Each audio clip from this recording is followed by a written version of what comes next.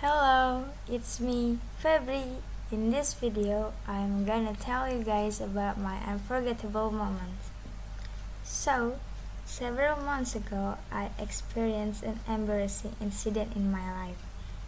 It had happened on the weekend while my sister and I were chatting in the living room. And then we were both starving, so we decided to buy mpe-mpe. Then she told me to buy mpe-mpe at the nearest store by riding a bicycle.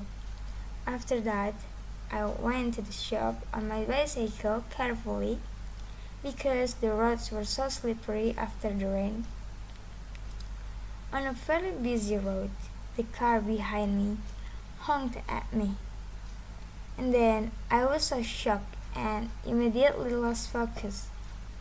Unknowingly, I deflected the handlebars, so I fell into a pool of water.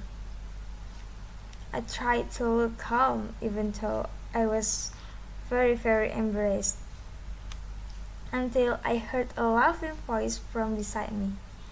Turns out the motorcyclists beside me were laughing at me.